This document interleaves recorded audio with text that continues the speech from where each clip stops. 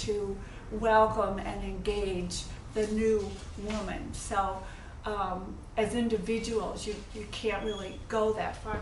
And then second, maybe you talked about this, and I'll ask you offline or after the meeting. In your first talk about this with the Soviet Union, which I didn't hear, you know, I'm thinking about Leningrad and when the Nazis attacked, for how long, you know, they were under siege and constant bombardment. And what I understand is the entire city of people in Leningrad turned out and played all, you know, mothers, daughters, among others, to do what they could to keep the Nazis out. And so I'm not sure how many other instances there are like that, about when a city was under fierce attack and the entire city turns out to fight and resist. Okay. So that's a time when women, maybe and daughters, aunts, etc., have no training, maybe, but they probably really fought in that war. You know, so I think that'd be fascinating to learn about. Okay. That makes me think of the third thing I wanted to say. During the dirty wars in South America, so Chile, Argentina, blah, blah, blah, how the women fought as activists. They were killed. I mean, I've been to Chile, I've been to Argentina, I've been to all those countries, I've been to Brazil, and I could see where women were stuck in little cells. And then every Wednesday they would be taken out and thrown off airplanes and killed. That's right. And so these were women that were very, very vibrant and very strong activists. Let me stop there. Yeah. Okay, and then take a few others. Give you some brief answers. First one was about, you mentioned about the WACs in World War II. There were women in the Army Air Corps in World War II. They flew transport planes, often, and sometimes bombers too. They would fly them from the United States to England. Okay. There were also women who trained men as pilots, okay? And so they did play a role, but they were not allowed to play roles such as in bombers or in fighter planes or stuff like that. They were supposed to be in, quote, non-combat roles, okay? Even though they were pilots, and, you know, even some of them even trained men to be pilots in bombers or pilots in fighter planes. There's a campaign to name Oakland Airport after Maggie G. There is? Yep. Mm-hmm. I'll get you the little thing. Send me something on it. Yeah. In the Wonder Woman, just as an aside, the woman who played Wonder Woman, Israeli. yeah, was she was an Israeli, but when she served her time in the Israeli army, she trained soldiers in hand-to-hand combat. For real? And they say that that's one of the reasons why she was so agile in the movie, because she had experience in it. But the Spanish Civil War, yes, I could have read you something about it, but I had so much to cover to try to overwhelm you about this sort of stuff. But yeah, women did fight in the Spanish Civil War. I can't, without going into detail, I just confirm that they did, just like in other wars, like wars of liberation, where women fought. And I try to give you some examples of this. In regard to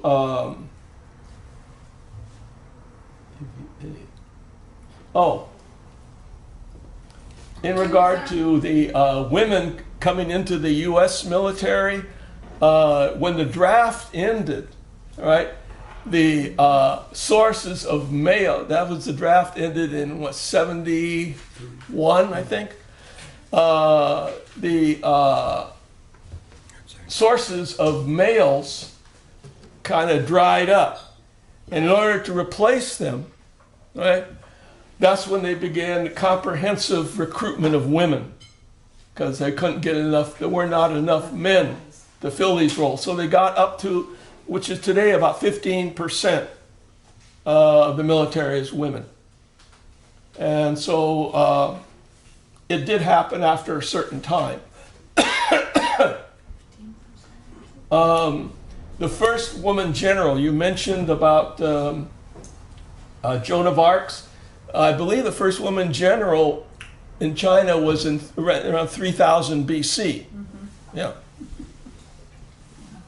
Sure.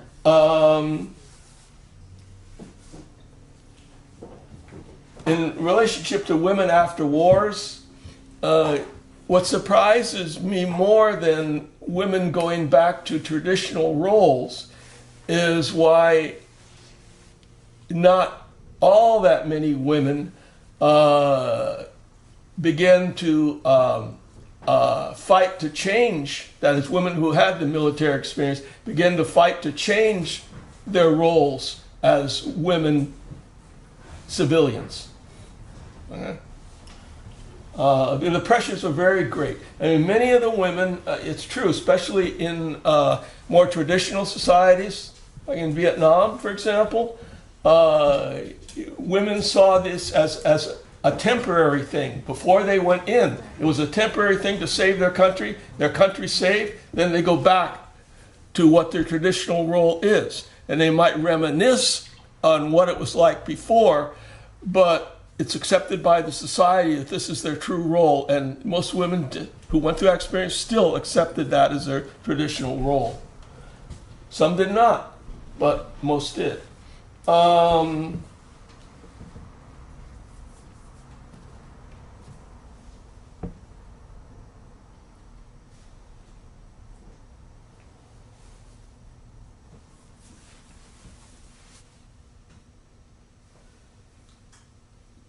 Okay, in regard to the Soviets in World War II, so I'm sorry you were not at one of my talks on this, but maybe I'd give it again because I don't think it was recorded for posterity. So each city in the Soviet Union there had a special unit which was made up of ordinary citizens who were trained to fight, okay, to defend their city, okay? Both in a support role as well as in a active combat role, you know, with weapons. And so that was kind of common. That was in addition to all the others, the regular army, right? The partisan army, okay, who also were involved in defense of cities. But each city also trained their citizens to defend the self. So it wasn't just like an accident or something like where they just took it on spontaneously. They were trained for this. Okay, so continue on. Oh. Yeah, Rich. Well, I wanted to, I don't want to take anything from Jean, but I wanted to mention the most famous military person today in the world, Major Tulsi Gabbard. And I wanted to ask, and who was an anti-war, and I wanted to ask what, more generally, what do you think of the political role, if any, of women in the modern imperial military? That Over is, my ear. Yeah, gold mayor.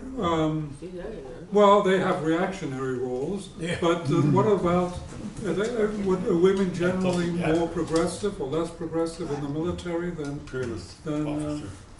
Yeah, men? yeah. You know that I really it would be totally anecdotal because I've never read any studies which systematically attempt to look at women.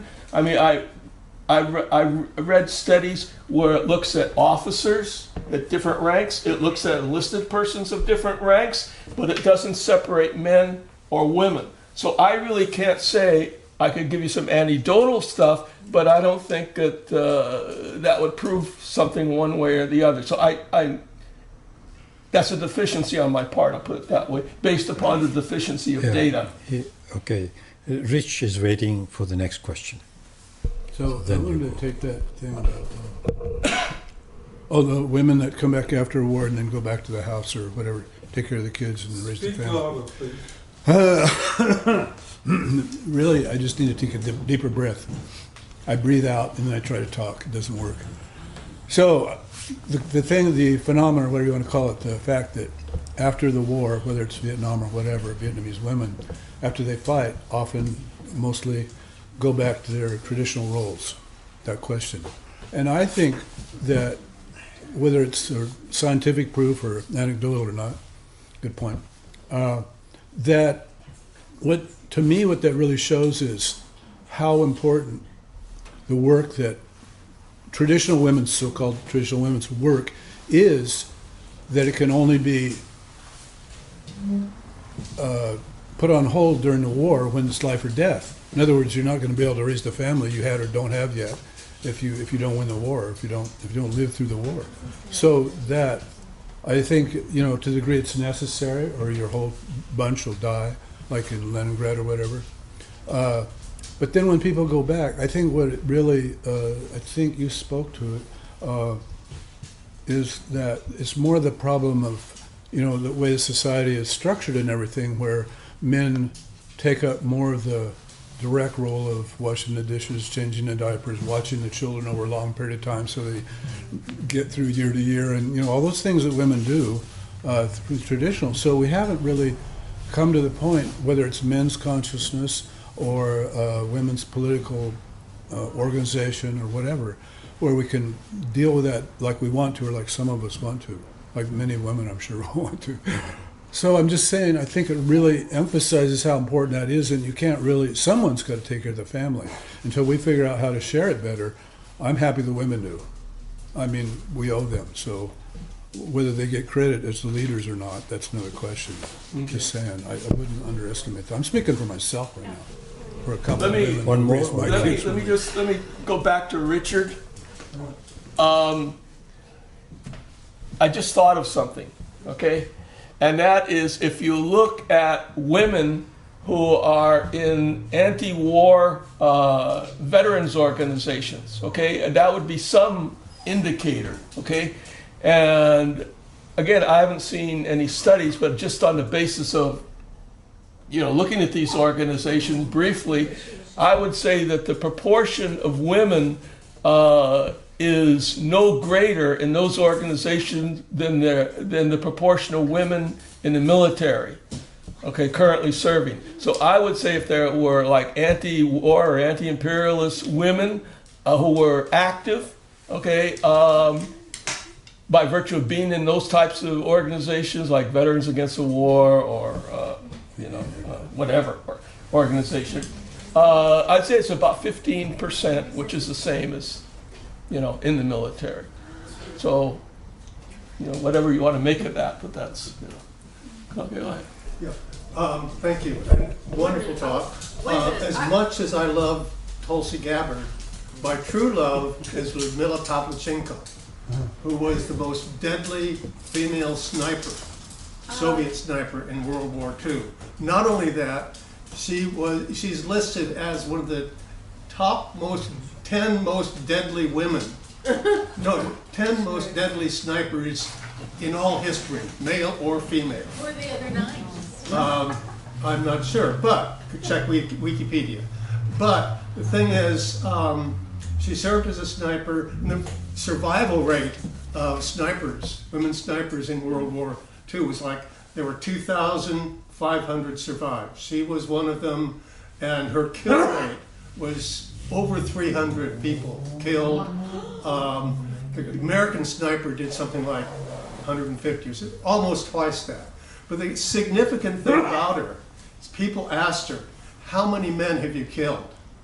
And she said, not men, fascists. Yeah, right on. Every living Nazi will kill women, children, old folks, but a dead Nazi is harmless. Therefore, when I kill Nazis, I am saving lives. And not only that was she deadly, she was also a very charming female, because the Soviet High Command sent her to the United States on a goodwill tour to get the United States to enter World War II.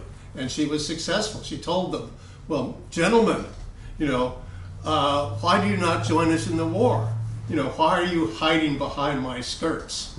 And then that's when we opened the second front. So she's very persuasive as well as Say deadly. her name again. Ludmila Pavlichenko. Woody Guthrie has a song about her. Miss Pavlichenko. You can get her online. Yeah. I think she have a YouTube of her visit to the United States, I think. Yeah, I think so. But she was among, she might have had the largest number of kills, but the women snipers formed about 45% of all snipers in the Soviet Union. And as collectively, they had a higher kill rate than the 55% of the snipers who were men. And what struck me the most when I was reading about them, especially in relationship to women, and some of the arguments, especially put out by radical feminists, that women are unsuitable for a man's activities. Excuse me. Like war, because women are life givers, not life takers, and on and on and on.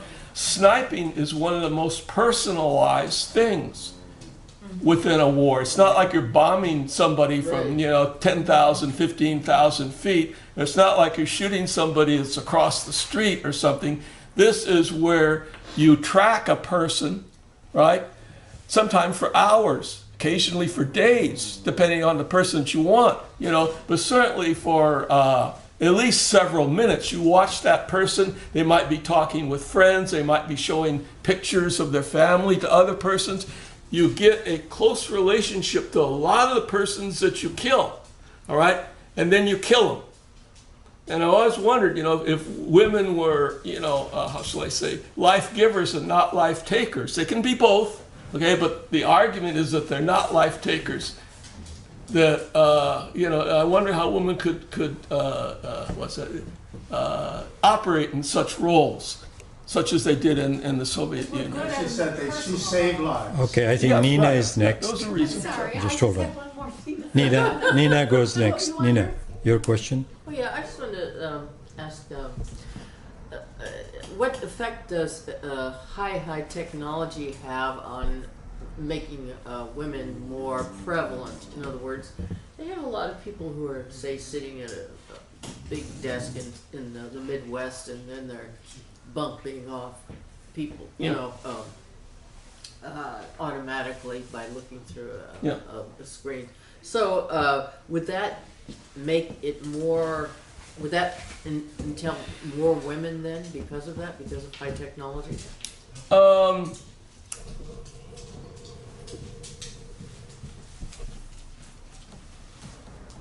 I would say yes and no. No, in the sense that they rapidly increase in women because of the decline of the draft. High tech just came in very recently, okay? And so you find that more and more persons are involved in high tech. And of course, high tech, when I was speaking, in response to your answer, high tech is a very impersonal kind of situation. except for certain drone situations where you do follow a person around for a while. You know, that might more personalize it. But it's on a screen. It's not like you see the person through a scope and that person is right there. It's on a screen and the person is thousands of miles away, Well, you right? may not have that So you don't have this sense of well, closeness.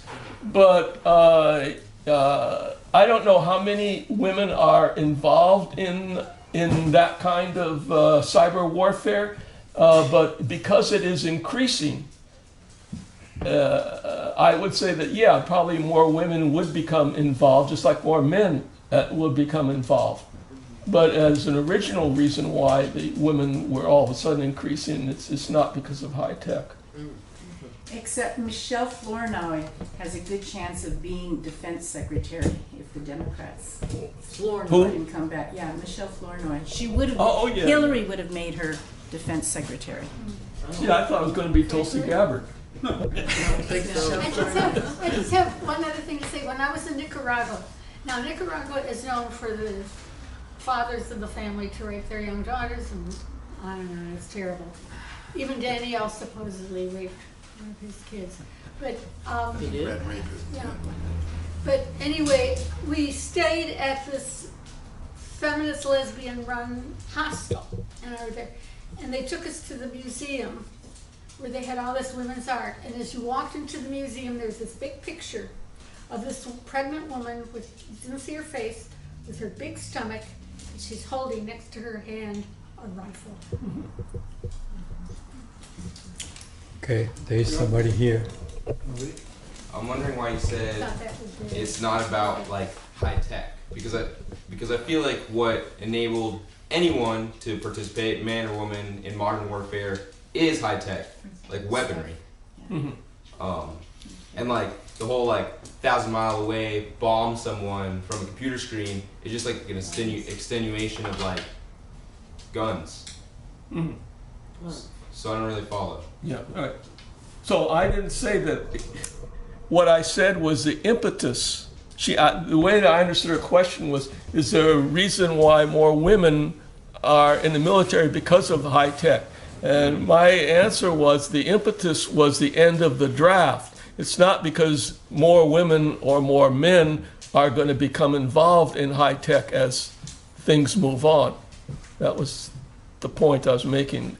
You know, high tech obviously has an impact in terms of more women getting into that area. Now, I don't know whether women join the military in order to get into high tech. I assume some do, but I don't know in terms of actual data how many say that they want to get in the military so they acquire, quote, high tech skills, and the kind of high tech skills they get are not, drones are one, but there are many others, like in gathering military intelligence. It's largely done through high tech. Sabotage is done largely through high tech now, etc. Any other questions or comments? Do you want to wrap up or? I wrapped up already. All right. Thanks for coming. Thank